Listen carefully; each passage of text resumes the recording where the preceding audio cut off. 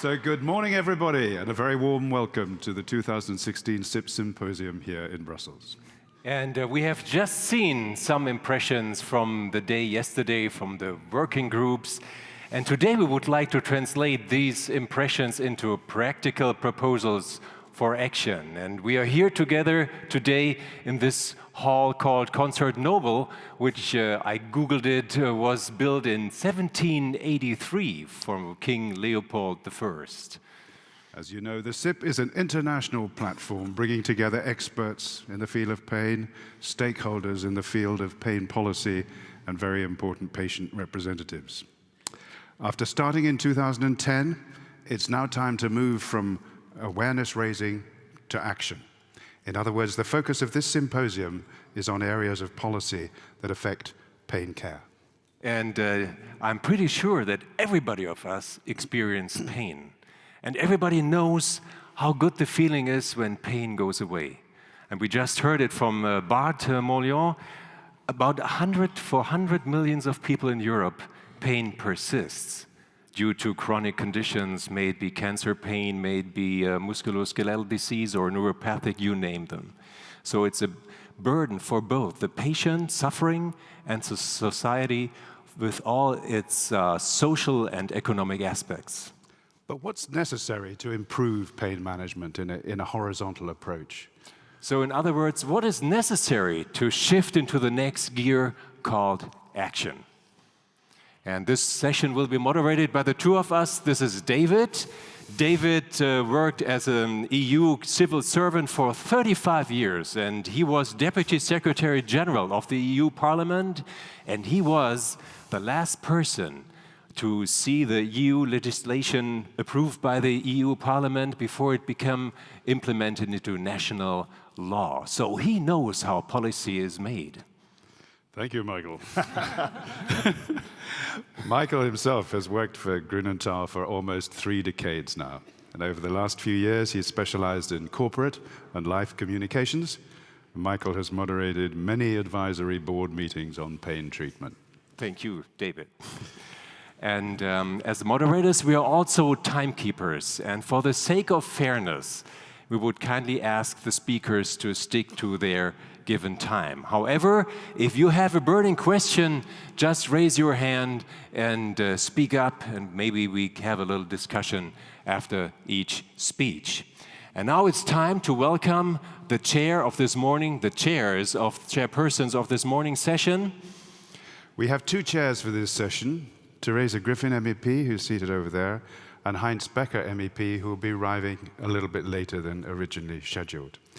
So I'd be very grateful if Theresa Griffin, MEP, could come up to the podium and take her place. Yes, with your applause. That doesn't hurt. Somewhere there. And of course, we have 2 co-chairs. That's Bart Molion, President-elect of the European Pain Federation, and Fernando Severo, past President of the IAS. Please come on stage.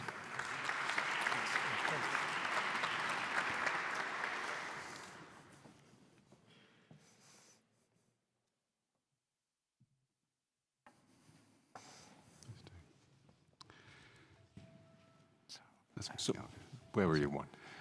Oh, she's alone now. Maybe David, you can. That's good. I'd like to start with a question for Theresa. You believe, and you have a lot of experience in this area, that everyone should have access to quality employment. So what role does pain and chronic pain play in this context? Thank you, David, and I have to say I loved the double act as the introduction. That was great. Okay. Lovely to see you again. I have the privilege of sitting on the trade union intergroup in the European Parliament, so we're very much looking at issues about employment. Also, my main committee is industry. So we're very interested in how people are able to work, but also able to work effectively, and also if they wish to, and I stress if they wish to, re-enter the workplace. And it's not just about reasonable adjustments, it's about people being able to work because they have a holistic approach to pain management. Right. And it's actually about the employer understanding that that has to be managed properly. And what do you think the EU and specifically the European Parliament can do to help these people? Well, you heard Nicola earlier on the clip from yesterday, and I gather yesterday was very successful in terms of that engagement with the Parliament. As the Parliament, I think there are steps that we can take in terms of making sure that chronic pain and pain management is higher up the Parliament's agenda, not just in Employment Committee, but also in the policies that we are putting forward in terms of industrial development. Bart Morleon, would you like to give us your reaction to what you've heard Teresa Griffin say? Now, how do you see things from your perspective, from EFIC? Yes, thank you. And it's very good to hear that from part of the European institutions, there is also a large interest to move things forward. And reintegration, you tackled in reintegration. It's a very important issue, because if you can increase the participation of our patients within the economic system, it's not only something which has an impact on the societal part, on the economic part, but it clearly has also a very therapeutical personal role in the management of pain. So every initiative where a patient can be reintegrated, where job accommodation can be offered, will offer benefits both on a societal and on the individual base. So, and we want to support this from part of the professionals. And one of the big challenges is how can we integrate also healthcare and social affairs into each other. Very good. You just mentioned pain management and pain care, and Fernando, I was going to ask you, besides medical care, what other aspects are necessary to treat pain, as you said, as a holistic approach? Well, in a sense, the pharmacological treatment of pain is almost the least important in a way. And it's interesting that we call this event the societal impact of pain, because the greatest advance in the understanding of pain mechanisms in the last decades has been what we call the biopsychosocial model, so that the pain is not just a physical, sensory event, but it also impinges on the psychological profile of the patient, and of course socially on the family environment, the social environment, the work environment, and so on. So we have to treat the patient as a whole, and that means including psychological treatment, including physiotherapists, including all sorts of aspects of treatment which go far beyond just a simple giving a pill to the patient, which is not just a treatment for chronic pain at all. So the pill might be the first step, but then we definitely have to look to the whole. It's one of the elements, but you have to add many more aspects to it. Maybe I can add to this. The prevalence of chronic pain is so high that we really need a step-up approach. And luckily, not every single chronic pain patient is in need of this complete multimodal therapy. But the framework where this care can be offered, and where there are systems in place which signalize this patient is at risk for chronification of pain, that should be something which should be implied in all EU member states. How do you see the division of responsibilities between national governments and the EU institutions? Are they complementary or are they competing against each other? No, I think they need to be far more complementary. And you heard Nicola talk about harmonisation. And I'm particularly interested in what you were saying about the kind of the impacts on families and on society, and also in terms of employment. Certainly from a UK perspective, I think there is now an increased understanding in terms of physical disability and reintegration into the workplace, but there isn't the same understanding of chronic pain, and I think we've got to step up a gear. And what are your impressions of the mood in the Commission on this kind of issue? Do you feel that they're receptive? Yes. I think the mood in the Commission is absolutely receptive, but it's time to take action. Good. Your clip earlier said a lot of the negotiations are happening, but we now need concrete steps to take forward. And what would be the first steps that you'd like to see possibly coming out of this symposium? What I would like to see coming out of yesterday and today, particularly from people who actually suffer chronic pain, I think we can talk about it, but what's so important is that people who are living with this on a daily basis, that we actually take their recommendations forward, both to the Parliament and obviously we will take those also to the Commission. Yeah. Would anybody like to take up Teresa's invitation for some comments and suggestions from the floor here, knowing that you have to be very respectful of the limited time available. Thank you very much. Aye.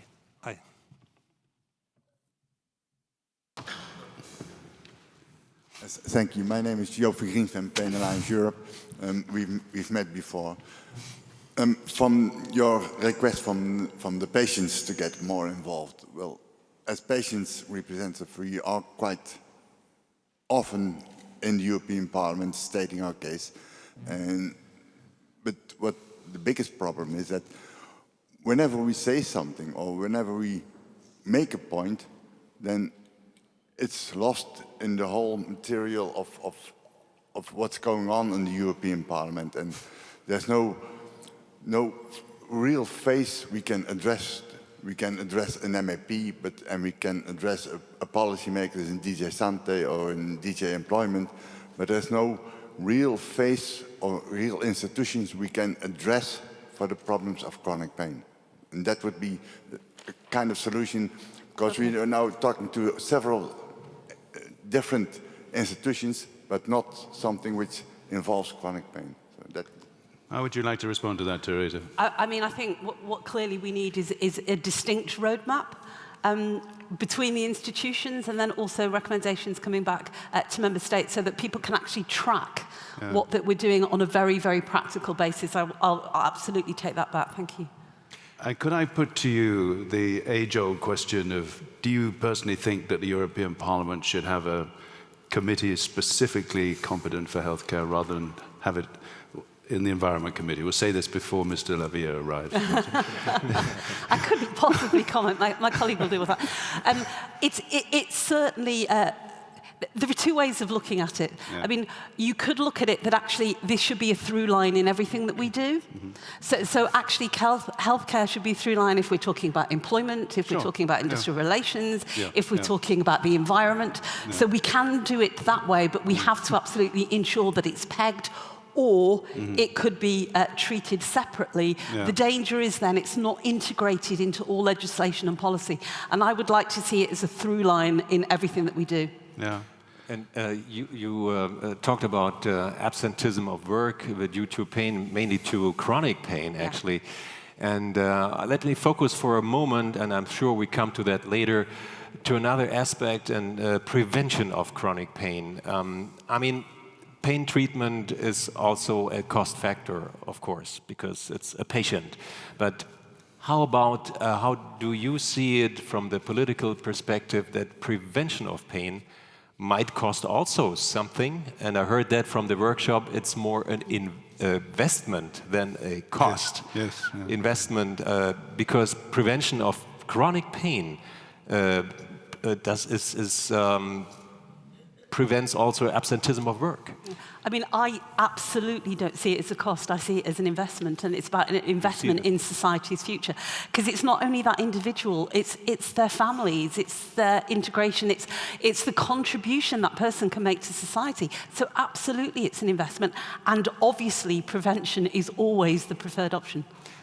I was just pointing out because treatment is so natural. You go to the doctor and get treated, but prevention, the word prevention, is not really common in the medical part. Maybe you can corroborate that.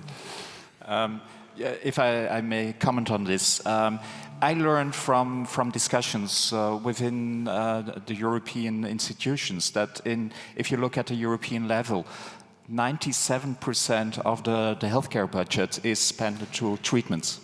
Only 3% to prevention. And if we know that it starts already with preventing that pain happens, that's one point. That would be a primary prevention.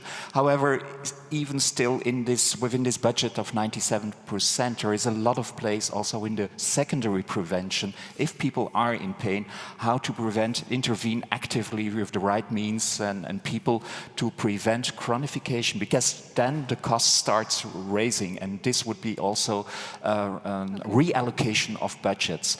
And then a second comment I want to make, the difficulties we are challenging is pain is such a prevalent common problem throughout all kinds of other diseases like cancer, like cardiovascular, like diabetes. And there is a tradition also politically that a lot of attention goes to certain disease areas like cancer, like diabetes. Also, if you look at the budgets within the research, within the frameworks, within the Horizon 2020 and so on. So I think that would be something where you could make the difference. Horizon 2020 actually comes under my committee, which is ITRE, and what we have fought very hard, just so that people in the room know, as the Parliament, is for that budget to remain, because that budget enables pure and basic research, and it may be research that leads to prevention or a cure in 10 or 15 or 20 years' time, but we can do that as the European Parliament, and it's not necessarily something that would be invested in by a bank, so it's absolutely crucial that we retain basic research in Horizon 2020 so that we come up with solutions for the future.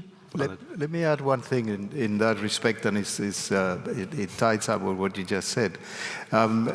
Every chronic pain starts as acute. And one of the most exciting and interesting aspects of what we're doing in research into new mechanisms of pain is precisely to study what makes this acute pain become chronic. And this is the point where we need research, basic research into that point, which will lead to prevention. So if we finally crack the mechanism by which an acute form of pain chronifies, which at the moment we are not really quite sure about it, and that requires basic research, we will then have an enormous, a fantastic tool to prevent the chronification of pain, and therefore solve the problem of chronification and the prevention, and add an important tool to the prevention of pain, which is obviously the target. So that's why the kind of there's a strong link between basic research. Sometimes basic research is accused of being relevant and so on, but there is a very important link between basic research into the mechanisms of chronification and the prevention of chronic pain. So there's a point for you. Very useful. Are there any further comments from the floor? Any questions from the back there, please? Yes. Oh, we have to hand the mic round. Yeah.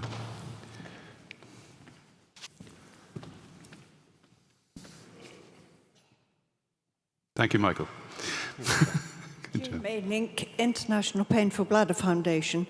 I do actually disagree with what Teresa said, because I believe that health should be dealt with separately from the environment, and it should then have lines connecting with all the other sections, because health is so important. Our entire economy depends on people being fit enough to work, to pay into the system, because you can't take out if people aren't paying in. So I think health, we should do everything to ensure that health becomes a separate section. I'm receiving that message loud and clear. Thank you. Very good. Any other questions, contributions? Yeah, over there. Here. Matea Karjan, EMFA. Vice President, I'd just like to comment. I totally support the patient organization, meaning that the health committee is completely necessary for patients, because we can't be treated within food committee, or, you know, it's not the same topic. And the other thing about cracking the nut, I mean, it's nothing new to discover, because there is already known what is acute pain and what is chronic pain, and where is the boundary between two. So if the health system takes care of the patient early enough and help him to rehabilitate as soon as possible, then we would not have that many chronic patients. Okay. That's really, really, really helpful. Thank you. That's very helpful. If I may add to this, this is also a very important point for the professionals, and we have a duty also as the European Pain Federation to move things forwards on national level, on European level. And one of the things is that we still have to struggle in many countries to get the pain treatment and pain management within the basic curricula of the studies of physicians, but also nurses and every type of allied healthcare professionals. So this is a work in progress, and